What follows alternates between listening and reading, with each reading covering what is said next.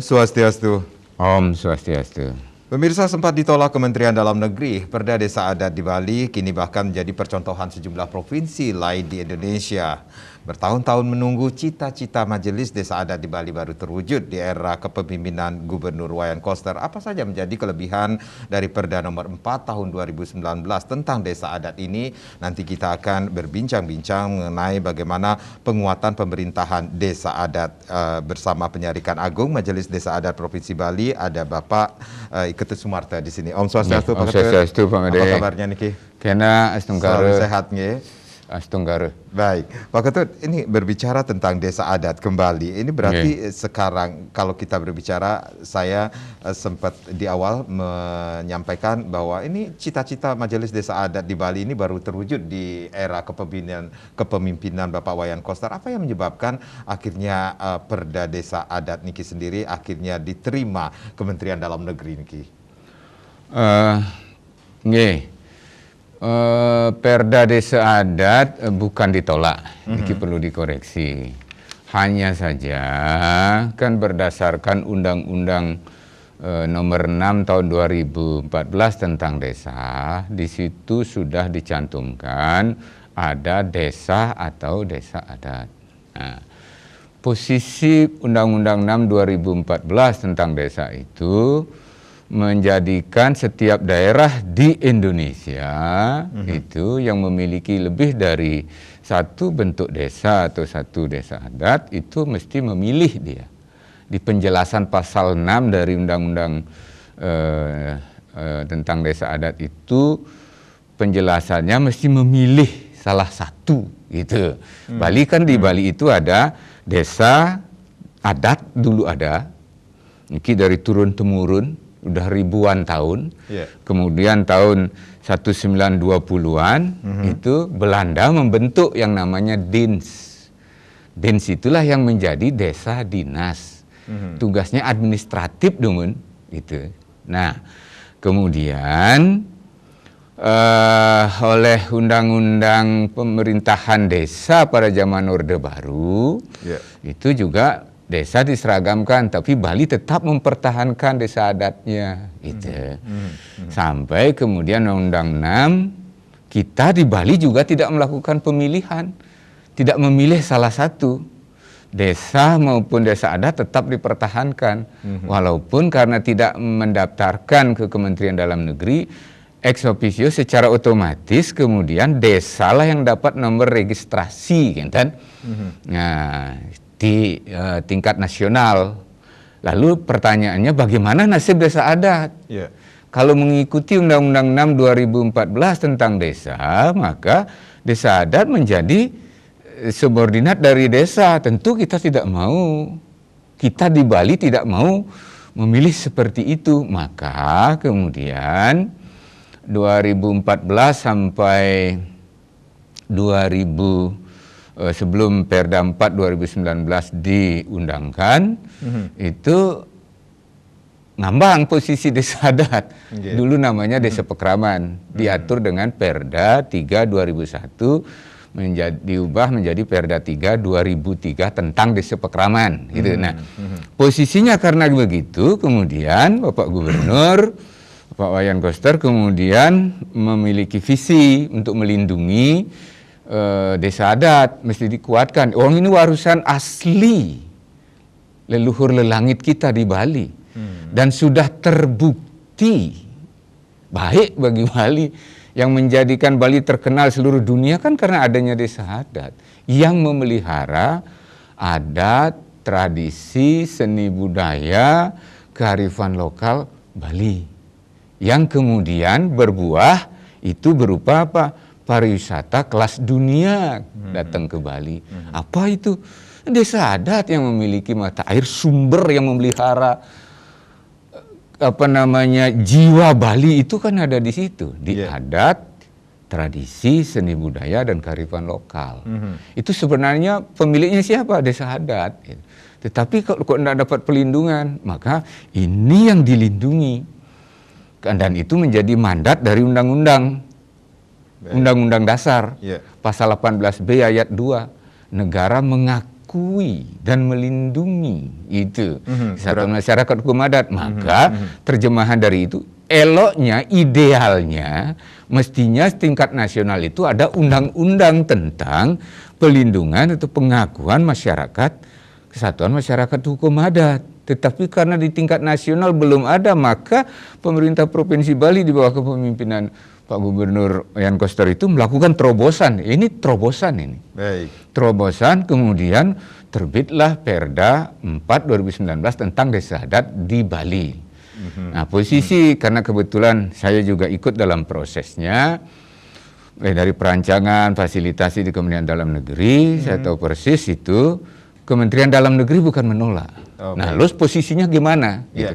Karena itu kemudian Perda 4 2019 tidak mengacu pada Undang-Undang 6 2014 tentang desa. Dia mengacu ke pasal 236 ayat 4 dan ayat 5 dari Undang-Undang 23/2014 tentang pemerintahan daerah. Di situ pemerintah daerah diberi kewenangan untuk membuat peraturan daerah yang berisi tentang kearifan lokal. Nah, posisi desa adat itu diposisikan sebagai kearifan lokal Bali, kekhasan Bali. Ini kayak kekhasan, keunikan Bali ada di desa adat. Karena itu Kementerian Dalam Negeri menerima akhirnya. Baik. Itu kan Pak Gubernur langsung yang hadir ke sana. Pak Yan Koster berdiskusi, saya ikut di situ sampai 3 jam kita berdiskusi meyakinkan Kementerian bisa Dalam dikatakan Negeri. ini posisinya semakin kuat juga. Nah, dengan adanya Perda 4 2019 maka secara legal lah di Bali itu ada 2 desa. Desa dinas administratif, desa adat di satu sisi sebagai desa yang bercorak kebudayaan. Baik, Pak Ketut, nanti kita akan lanjutkan lagi perbincangan ini. Jangan kemana-mana, pemirsa, kami akan kembali, tapi tentunya setelah yang berikut ini.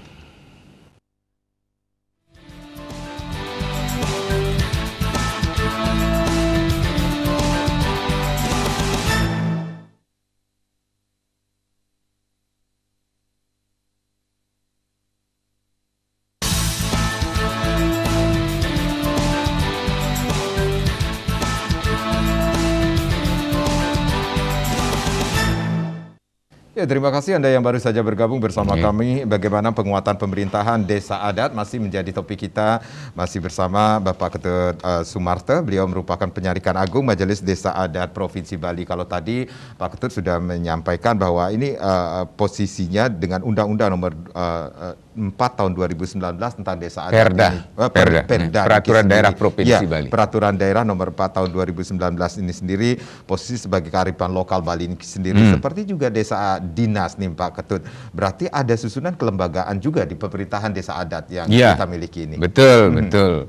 Nah, jadi saya lanjutkan di situ. Pertanyaan pertama tadi itu kan majelis. Nah, satu di antara bahasan tentang di dalam Perda 4 2019 itu ada yang namanya tata pemerintahan. Tata pemerintahan desa adat itu komponennya ada perjuru desa adat. Di masing-masing desa adat ini ada perjuru desa adat, ya, ini eksekutifnya. Kemudian ada dia didampingi oleh badan pertimbangan yang namanya Sabe Kerte. Itu Sabe Desa Adat dan Kerte Desa. Jadi ada 3 di level desa. Sekali lagi itu ada perjuru desa adat, kemudian ada Sabe Desa, kemudian ada Kerte Desa. Nah, di bawahnya itu ada kemudian perjuru Banjar Adat. Itu kan Banjar-Banjar membentuk desa. Kalau di Buleleng itu selain Banjar-Banjar di situ ada Dadia-Dadia kemudian sebagai komponennya. Tetapi kita tidak atur di dalam Perda 4 2019, hanya diatur Banjar Adat gitu ya. Jadi kalau di Badung tidak ada istilah Banjar Adat, yang ada Banjar Suke-Duke gitu. Tapi varian-varian istilahnya itu beragam lah. Yang tapi dimaksud secara umum itu adalah Banjar Adat. Nah, komponennya itu adalah perjuru. Nah, perjuru itu siapa? Perjuru itu di desa adat ada beragam. pada desa adat Apenaga umumnya prajuru itu dipilih atau kesudi ke adegang itu berdasarkan suatu proses. Prosesnya di situ ada pemilihan, ada penyudian. Itu artinya dipilih tetapi pengertian dipilih itu tidak lewat pencoblosan seperti halnya pemilihan kepala desa perbekal itu, tidak seperti itu, seperti kepala daerah gitu. Tetapi pemilihan di dalam ranah adat di Bali itu adalah adanya di dalam paruman, kemudian masing-masing krama yang hadir, krama mipil yang hadir memberikan hak suaranya dalam bentuk napi pasuaran namanya, pendapat dia gitu. Yaning manut titiang rikala puniki di antara calon-calon puniki menawi niki becikan sadukan sapuniki. Dia sampaikan secara terbuka. Berarti niki namanya nanti musyawarah mufakat. Berarti prajuru itu sendiri yang dipilih dalam paruman nikah sendiri ada beberapa calon. Iya, betul. Terutama yang kan biasanya dipilih nikah adalah napi namanya itu bendesa atau kelian desa adat atau sebutan lain gitu. Itu nanti dia akan membentuk kepengurusan anggota pengurus yang lain gitu. Wenten petajo, wenten petengan atau bendahara, wenten penyarikan atau sekretaris begitu. Nah, kalau sabo desa itu rata-rata yang berdasarkan data kami masa keperjuruan itu 5 tahun untuk desa adat Apenaga ini yang pada umumnya. Nanti kita akan bedakan ada desa adat Apenaga, ada desa adat tua gitu loh. Tapi kalau keperjuruan pada desa adat tua itu baik desa adat Baliaga maupun Bali Mula itu biasanya itu berdasarkan seserodan keturunan. Nah, keturunan itu biasanya dari suatu klan gitu.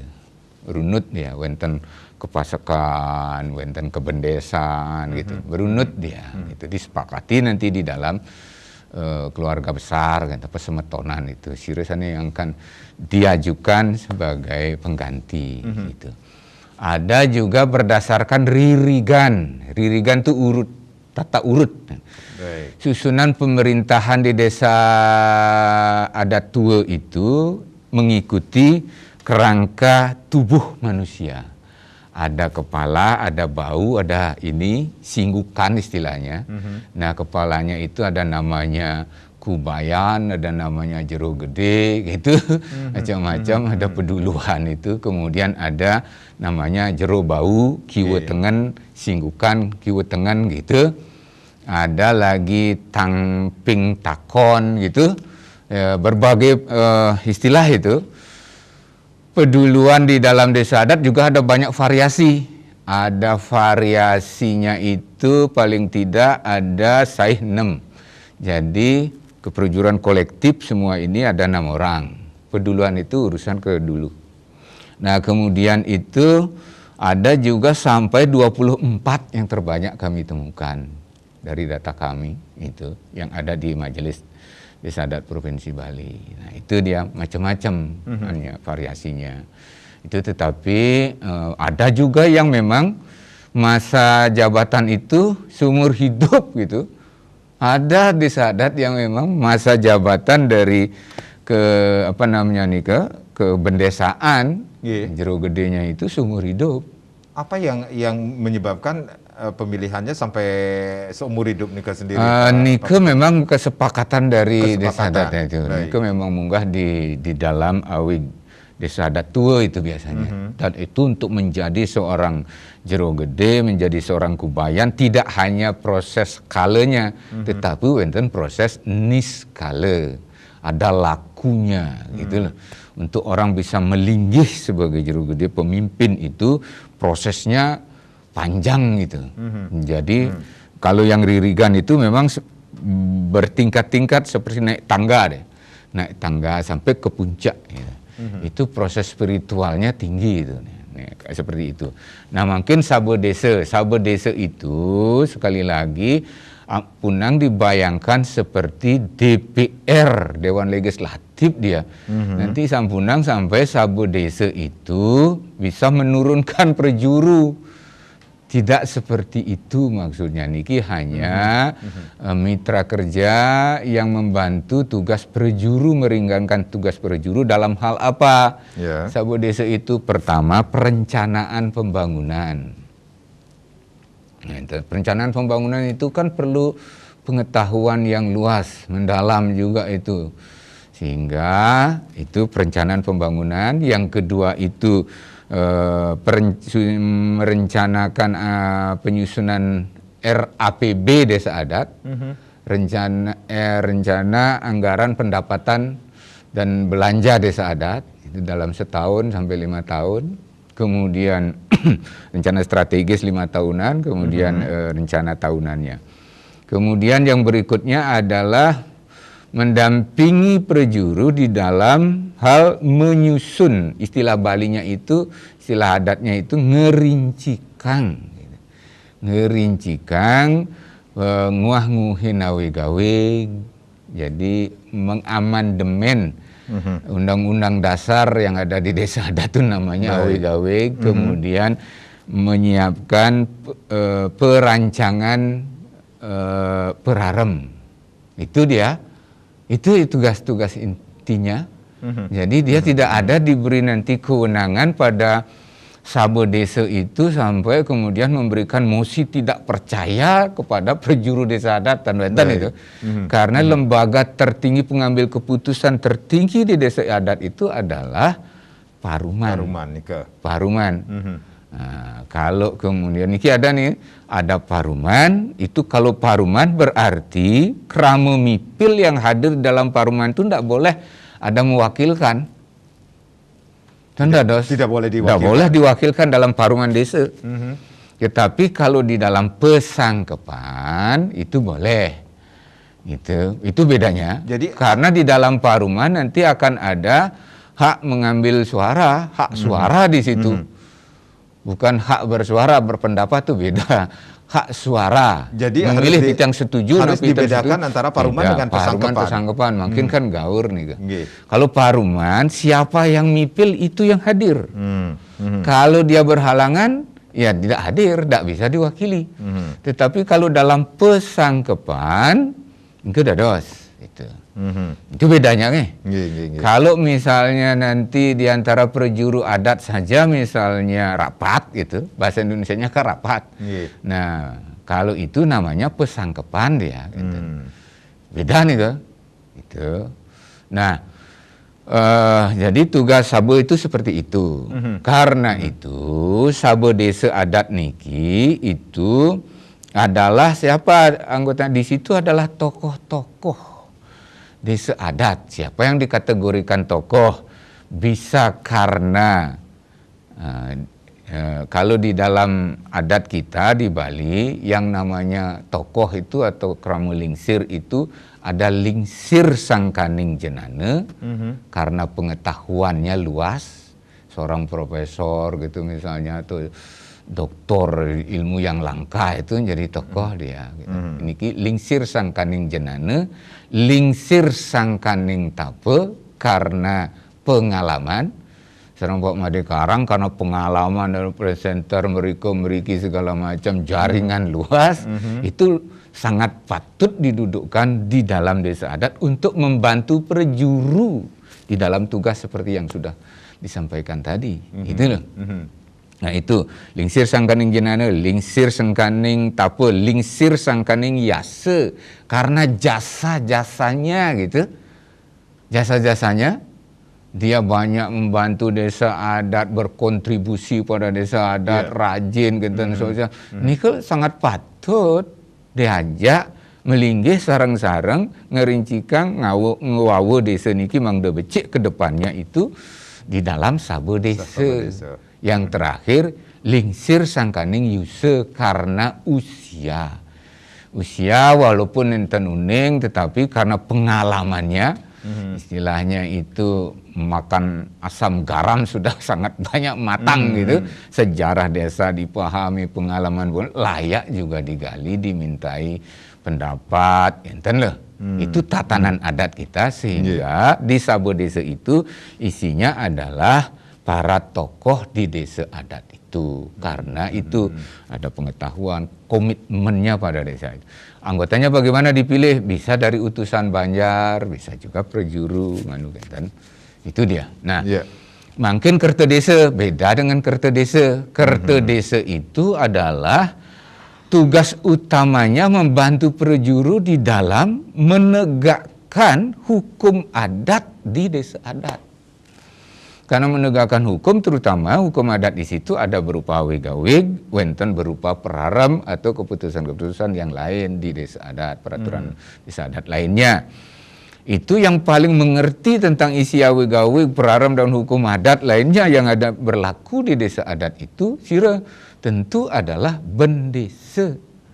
Karena itu, kerta desa secara otomatis atau ex officio diketuai oleh bendesa. Tanda dastiosan, tidak boleh yang lain jadi ketua kerta desa. Gitu. Kalau sabo desa dados, di antara anggota ini bermusyawarah mufakat memilih seseorang untuk menjadi ketua. Elingang itu beda antara ketua dengan kepala. Di desa adat seluruh kepemimpinan kepengurusan itu berdasarkan kolektif kolegial. Artinya kolektif kolegial adalah seluruh pengurus, seluruh fungsionaris yang ada di dalam satu jabatan itu memiliki tanggung jawab bersama. Tidak boleh ada satu orang sebagai pengambil keputusan mutlak. Itu beda dia dengan kepala. Kalau kepala daerah seperti gubernur, bupati, kepala desa itu boleh ngambil keputusan sendiri. Kalau di dalam kepemimpinan kolektif kolegial, keputusan diambil dalam rapat. Minimal pesangkepan prejuru. Jika masalahnya sangat prinsipil, besar gitu, berdampak besar pada desa adat, maka pengambilan keputusannya harus lewat paruman. Nah, ini biasanya diatur ampun di dalam awig-awig kan. Nah, ini bagian dari tata kelola pemerintahan di desa adat. Di bawah itu nanti ada banjar. Banjar adat nih tentu dia memang bisa memiliki awig-awig tetapi tidak boleh bertentangan dengan awig-awig desa adat. Niki elingang. Nah, karena kita pengikatnya itu Trikahyangan atau Kahyangan desa itu kan ada di desa adat. Kemudian karena kita nyungsung desa adat, maka kemudian mendapat swadikara hak berupa apa? Karang ayahan desa. Baik. Itu. Pak Ketut, kita rehat sejenak, nanti kita akan lanjutkan lagi bagaimana penguatan pemerintahan desa adat niki sendiri. Pemirsa jangan kemana-mana, kami akan kembali, tapi tentunya setelah yang berikut ini.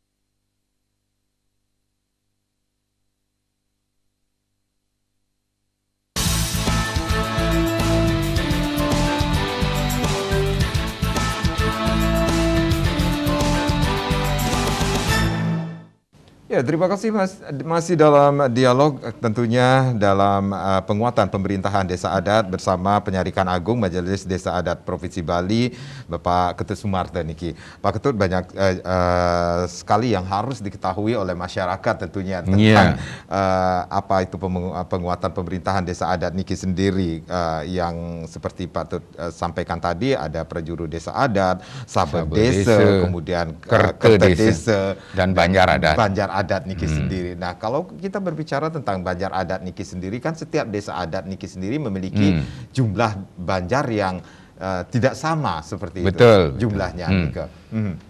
Tipenya di Bali dari yang ada datanya pada kami variatif. Ada satu desa adat terdiri atas satu banjar. Satu desa adat, satu banjar, sekaligus juga satu desa dinas dia gitu. Bagus sekali ini, aloh niki ngelola niki gitu. Asal pacuk saja, adung perjurunya dengan desanya dengan ini banjarnya cek luwung banjar nih gitu. desa ni ke luung gitu.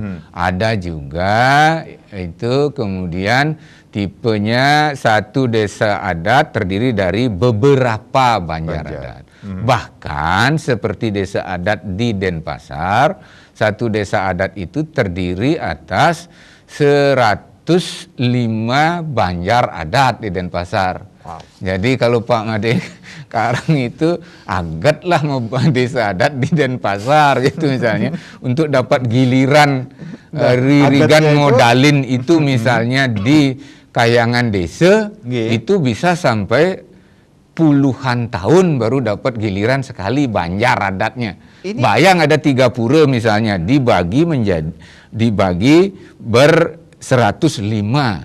Kan ririgannya panjang nih gitu. Panjang itu. Ini apa yang menyebabkan Nggak ada itu masing-masing memiliki asal usul itu. Baik. Biasanya itu terkait dengan pusat kerajaan dengan gitu. Wewengkon kerajaan ke Linggah, Jimbar dengan gitu. Ada kemudian yang besar juga itu Desa Adat Kerobokan di Badung. Desa Adat Kerobokan itu 52 banjar. Itu membawahi dia itu kalau tidak salah itu 3 desa dinas wilayahnya ada di Badung, ada juga sebagian di Denpasar. Enten ada seperti itu dia, ada 31. Nah, dalam konteks seperti itu dengan segala variasinya yang prinsip begini.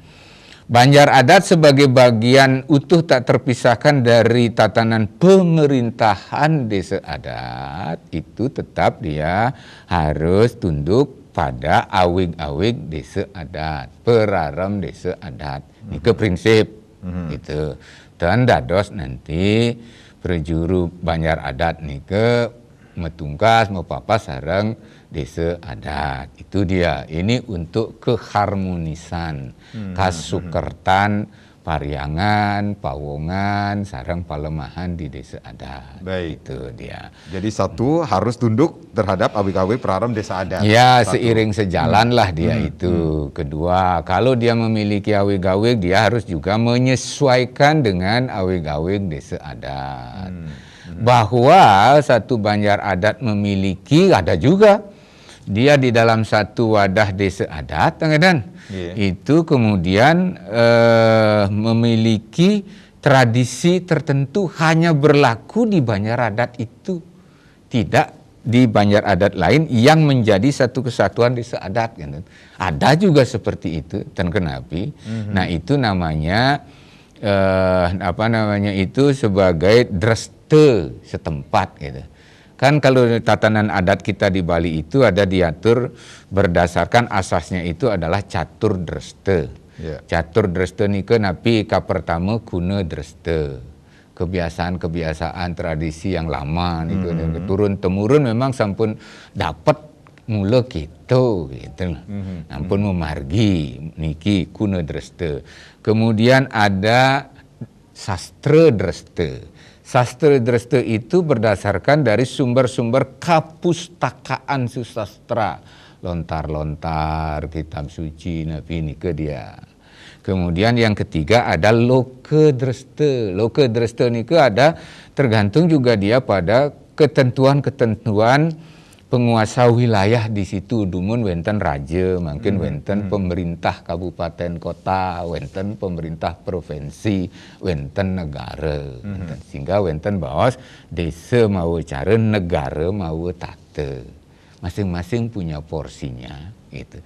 Desa memiliki aturannya, negara juga memiliki tatanannya. Bagaimana menjaga harmoni di antara keduanya. Gitu.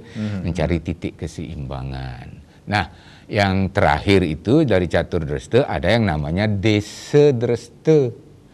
Enten desa dreste itu berlaku hanya di desa itu, bahkan berlaku hanya di banjar tertentu, gitu. Banjar lainnya nyarengin gitu. Walaupun masih dalam satu wadah desa adat. Yang itu tetap dipelihara, diberikan hak untuk hidup dengan keragaman masing-masing. Itu eloknya Bali kalau sudah kita selami, dikira kalau dilihat dari luar itu Bali itu hanya satu, tapi kecil tetapi keragamannya luar biasa, luar biasa. Kaya raya kita di situ dengan adat, dengan tradisi, seni budaya, karifan-karifan lokal gitu. Ini prinsip Banjar Adat, kedudukan Banjar Adat di dalam konteks dengan desa adat Skadinika dia gitu. Yang penting tendados metungkas gitu. Misalnya di awig-awig desa adat ada ketentuan tendados wonten pengutangan utawi mendem sawe wonten di kala wonten kala gotongan pepedan gitu misalnya Banjar niki tendados piwal kene ke harus dia satu tatanan dia gitu. Itu prinsipnya. Jadi sudah kita bahas ada pemerintahan desa adat itu Prejuru desa adat, Sabo desa adat, Kerte Sabo desa, kemudian Kerte desa dan Banjar adat. Nah, masing-masing ini kalau dalam tatanan Bali itu ada namanya dia memiliki linggih, sesana, swadharma dan swadikara. Linggih itu adalah kedudukan. Masing-masing kedudukannya jelas di desa adat. Apakah sebagai prejuru, apakah sebagai krama, apakah sebagai sabo desa, apakah sebagai kerta desa atau napi. Linggih niki, suang-suang mendue linggih. Setelah linggih ada yang namanya sesana. Sesana itu apa padanannya kira-kira sama dengan peran dan fungsi. Linggih kedudukan atau jabatan, kemudian memiliki peran dan fungsinya. Nah, seperti kita misalnya Pak Made, linggihnya sebagai jabatannya adalah sebagai host atau presenter. Nah, kan itu punyalah peran dan fungsi. Itu perannya itu untuk memperlancar diskusi, dialog di dalam satu program televisi gitu dia. Kalau di desa itu prejuru, nanti perannya nabi niki mewujudkan terwujudnya kasukertan. Itu tata agama, kasukertan tata pariangan, kasukertan tata pawongan, kasukertan tata palemahan ring desa adat. Itu dia peran fungsinya. Makin swadharmanya. Dari kedudukan atau jabatan ada peran dan fungsi, turun dia menjadi swadharma. Swadharma itu tugas atau kewajiban. Gitu. Kalau tugas itu wajib dilaksanakan, kalau kewenangan dia tidak wajib dilaksanakan, boleh dilaksanakan, boleh tidak. Saya memiliki kewenangan untuk memberi sanksi pada orang itu, tetapi belum tentu itu yang gunakan. Itu kewenangan. Tetapi kalau tugas harus dilaksanakan. Tugas prejuru wenten, tugas sabo desa sudah kita sebutkan tadi, tugas kerta desa ada, gitu. Masing-masing punya dia tugas swadharma namanya. Kemudian dari swadharma itu dia memiliki swadikara.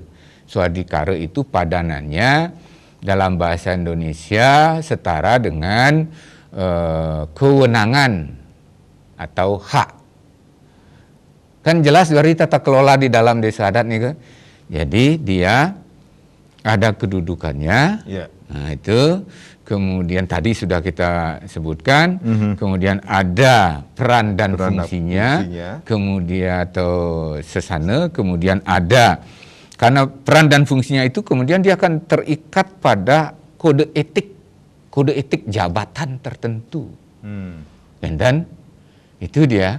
Kode etik dia yang mengikat, karena di dalam Bali itu, adat Bali ada 5 tingkatan. Ada nawanya nawang, bisa, dadi, patut, pantas. Gitu. Nawang itu Anda tahu, bisa itu memang mampu melaksanakan apa yang diketahui. Kemudian walaupun tahu dan bisa melaksanakan, mampu melaksanakan, pertanyaannya apa dadi apa sing gitu. Dadi apa sing raganya lanang nih gitu. Anda memiliki kewenangan atau tidak gitu. Terikat dia. Setelah itu kemudian walaupun ini nawang bisa dadi, tetap dia terikat pada kode etik yang namanya patut dan pantas. Itulah sesana manut linggih, linggih manut sesana gitu. Itu dia dalam tatanan adat kita di Bali. Nah, setelah itu jelas, kemudian namanya kewenangan swadikara. Baru dia mendapat hak. Ampunang dibalik-balik, kalau di barat itu kan biasanya hak dan kewajiban. Haknya tagih malu, udah itu baru dia menjalankan kewajiban. Kadang-kadang haknya diambil, kewajibannya tidak dijalankan. Tidak dilaksanakan. Tetapi kalau di dalam tatanan adat kita di Bali, berbalik dia. Tugas kewajiban swadharma malu jalanang, usan nike, akan mendapatkan hak swadikara gitu. Dan itu sudah jelas sekali ditentukan. Sudah jelas ditentukan di dalam Perda juga sudah diatur. Kemudian ini yang harus lebih lanjut diatur di dalam awig-awig desa adat. Itu dia. Nah, itu kan jadi tata kelola desa adat inilah yang dikuatkan dengan Perda Provinsi Bali nomor 4 2019 tentang desa adat di Bali. Nah, ini kalau desa adat di luar Bali ada yang belum sejelas ini tatanannya gitu. Sehingga dia belum bisa menjadi sistem. Nah, kita kalau di Bali kan sudah jelas bahwa dia tersistem, terpola, terstruktur gitu. Jelas dia nih sebagai satu kesatuan gitu. Baik. Nah, kira-kira itu berbicara tentang desa adat nih Naga Niki sendiri. Kalau berbicara tentang desa adat tua ini apakah agak sama dengan desa adat yang ada di Bali yang berjumlah 1493 ini? Ada variasinya tetapi ada hal yang prinsip yang sama gitu. Jadi di antara keragaman itu ya, keberagaman, variasi-variasi itu ada yang namanya prinsipal yang hampir merata ditemukan di seluruh desa adat. Jadi tentang ketekan yang 4 itu, asas yang tadi itu, linggih, sesana, swadharma, swadikara, itu ada di seluruh desa adat, mau desa adat tua maupun desa adat Apenaga. Itu ada, semuanya ada. Kalau di desa adat tua bahkan itu tatanannya lebih jelas. Perda 4 2019 justru banyak diinspirasi oleh tatanan yang ada di desa adat tua yang sudah banyak ditinggalkan itu. Entah karena tidak tahu, tidak dipahami lagi di desa-desa adat yang Apenaga nika gitu. Misalnya tentang Saba Desa. Di desa adat tua dulu ada, bahkan di zaman Bali kuno ada namanya Pakiran-kiran Ijero Makabehan. Itu MPR-nya. MPR sebagai pengambil keputusan tertinggi di desa adat gitu. Itu terdiri dari para tokoh ya gitu. Itu kemudian ada peduluan yang memiliki hak untuk memutuskan, kewenangan untuk memutuskan atas satu perkara secara mutlak dia gitu. Nah ini jadi tatanan itu yang kemudian direvitalisasi di dalam Perda 4 2019 gitu. Nah, ada pertanyaan kritis terhadap ini. Apakah dengan ini kemudian desa adat di Bali yang sangat beragam itu akan diseragamkan? Nah itu dia. Itu dia. Kita tunggu dulu, nanti kita akan lanjutkan lagi. Pemirsa jangan kemana-mana, kami akan kembali. Tapi tentunya setelah yang berikut ini masih dengan topik kita penguatan pemerintahan desa adat. Sesaat lagi.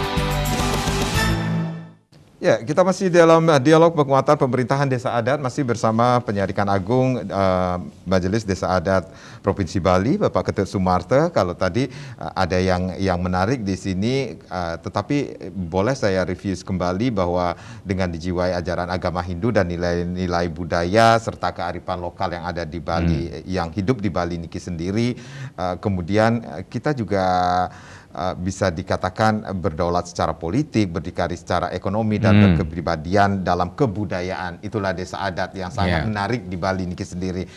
Ini sebelum break ada hal yang mengganjal Niki sendiri. Apakah perlu diseragamkan antara desa adat yang ada di Bali dengan desa Tuo yang sempat kita bahas sekilas? Ya, begini.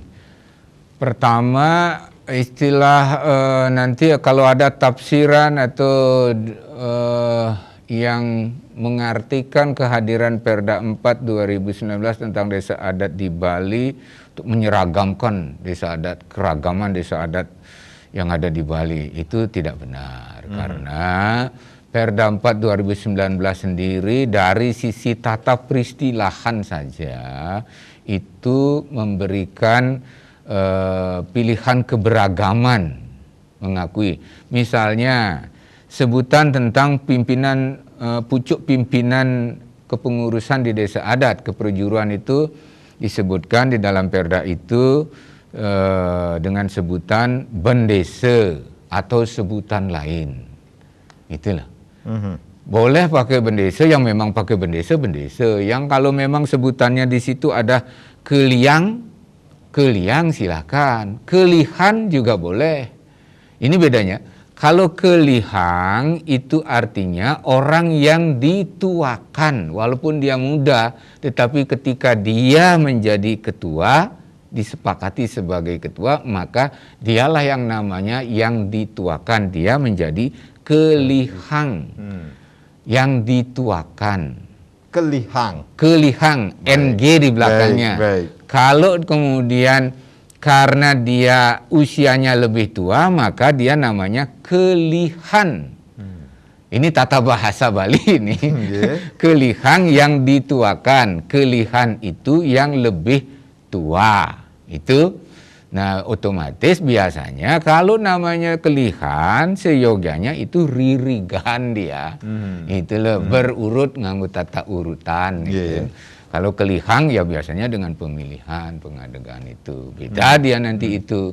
Kalau bendesa itu bande ise, tulisannya bande se gitu, bukan bendesa. Karena dia berasal dari kata bande dan ise. Dia pemimpin yang membande atau mengikat desa itu sehingga desa itu menjadi kuat. Itu filosofi dari bendesa gitu. Nah, itu sebutan saja sudah diakui keberagamannya. Silakan, ada Jero Gede, ada Kubayan, Durusang. Kemudian jenis desa adat, kategori desa adat tua, desa adat itu. Dalam Perda 3 2001 maupun 3 2003 tentang desa pekraman, itu tidak ada pembedaan. Itu cenderung memang diseragamkan dulu itu. Kalau sekarang Perda 4 2019, itu justru mengakui keragaman itu. Coraknya berbeda-beda. Jadi kalau desa adat tua, susunan asli itu diberikan. Hak asal-usul, hak tradisional dikembalikan penuh. Kami di Majelis Desa Adat Provinsi Bali, dengan Majelis Desa Adat Kabupaten Kota sampai kecamatan di situ, di dalam memverifikasi desa adat di Bali yang 1493 itu, tetap memperhatikan keragaman itu. Termasuk ketika kami di Majelis Desa Adat Provinsi Bali mengeluarkan SK, surat keputusan penetapan terkait dengan pengakuan untuk desa adat tua, susunan organisasinya itu, kepemerintahannya, susunannya itu dalam bentuk SK-nya itu pengakuan dan penetapan. Jadi memang kami akui keragaman itu, bermacam-macam. Seperti tadi itu peduluan ada saing 6, ada saing kutus, ada saing rora sampai ada saing 4 likur 24, ada yang 27 durusang. Gitu. Nah, kalau pada desa adat, di desa adat tua itu tidak ada pengukuhan. Kami tidak melakukan pengukuhan karena pengukuhan di desa adat tua itu secara niskala itu. Prosesnya hidup betara sesunan lalu langitnya yang langsung. Ada tapa, laku tapanya gitu. Ada yang sampai 45 hari bertapa begitu, seperti itu ngadegang ini. Peduluan itu enggak main-main loh itu. Baik. Nah, kalau di desa adat yang penaga di luar desa adat tua itu, bentuk SK penetapan kami di situ adalah penetapan dan pengukuhan.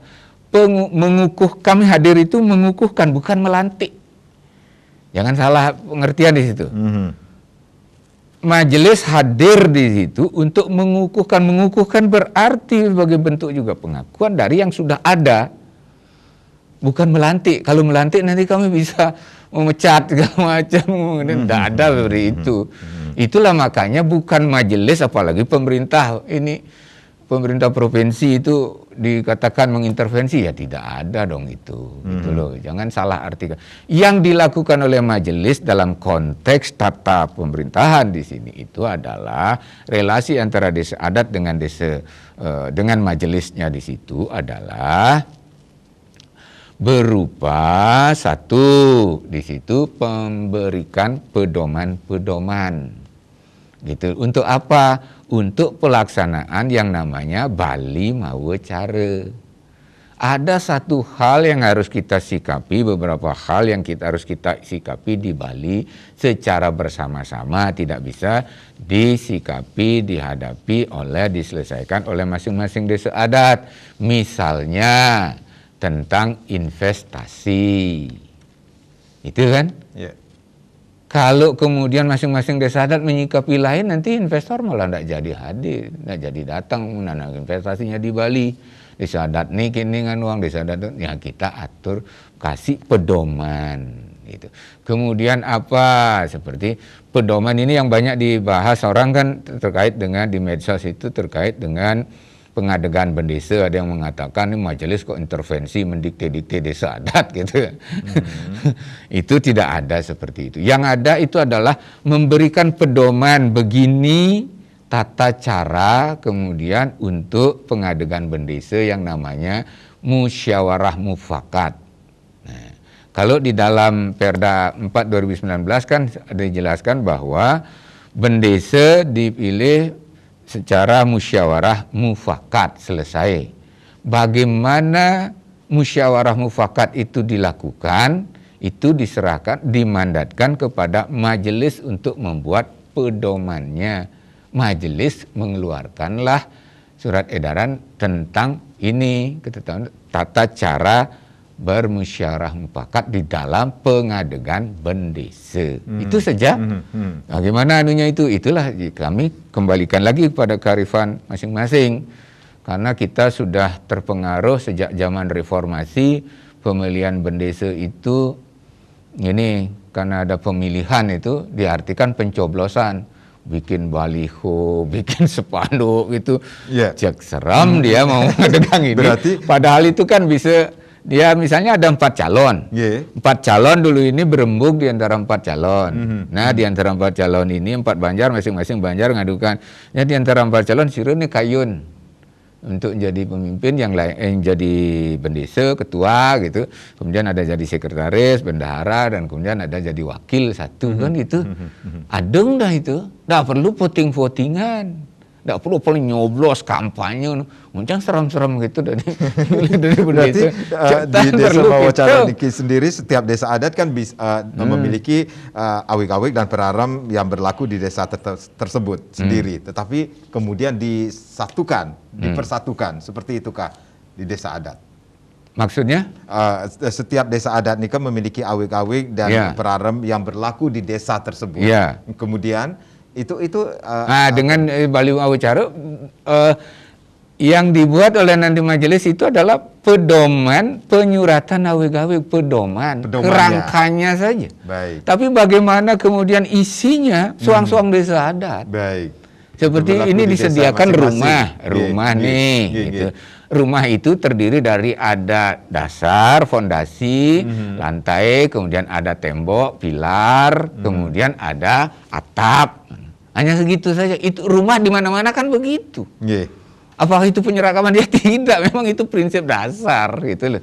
Nah, tapi kemudian bagaimana bentuk atapnya, kemudian berapa kamar itu, ruang tamunya seluas apa, kemudian tempat tidur seluas apa isi tempat tidur, majelis tak man ngurus gitu. Baik. Tak sampai sedetil itu gitu. Yes. Saya man Baik. ngurus gitu. Begitu. 1493 kengken ngurus gitu. Ada yang ingin disampaikan kepada pemirsa Bali TV, tentunya bagaimana mereka juga harus mengetahui atau desa adat dari 1493 desa adat Niki sendiri tentang penguatan pemerintahan desa adat Niki sendiri, Pak. Ya, pertama karena ini Perda 4 2019 tentang desa adat di Bali kan sekali lagi bermaksud untuk penguatan, pelindungan dan fasilitasi terhadap desa adat. Tidak ada intervensi di situ. Nah, ini yang hendak dicapai adalah penataan ulang desa adat sehingga dia menjadi tersistem gitu loh, terstruktur dan loh desa adat itu. Tersistem karena itu sekarang ada yang namanya transformasi, sedikit penyesuaian perubahan-perubahan. Transformasi itu seperti dari kepompong untuk menjadi kupu-kupu. Kepompong tetapi menjadi kupu-kupu, kan esensi kepompong tetap dia. Tetapi dia menjadi limbah, bisa terbang segala macam. Itulah yang dimaksud di dalam konsideran itu menjadikan desa adat dia mandiri secara politik lewat keperjuruan, kepengurusan, tata kelola pemerintahan dan nanti tata pelemahannya, ya, wewidangan, kemudian mandiri secara politik, mandiri secara ekonomi, berdikari secara ekonomi, maka nanti aspek ekonominya kita akan bahas belakangan. Kemudian terakhir berkepribadian dalam kebudayaan. Ini kan core-nya desa adat ada di situ. Nah, ini kita memerlukan proses. Kita sekarang masih dalam tahapan latihan. Nanti ya 3 tahun, 4 tahun ke depan kita pasti sudah sangat mahir soal itu. Baik, Pak Ketut, terima kasih sudah sharing. Mudah-mudahan apa yang kita perbincangkan pada hari ini bisa memberikan makna yang bisa dikatakan ini bisa diambil intinya dari pembicaraan kita pada hari ini. Sekali lagi terima kasih. Saya masih sekedar Karang, terima kasih. Kita berjumpa lagi di lain kesempatan. Om Santi Santi Santi Om.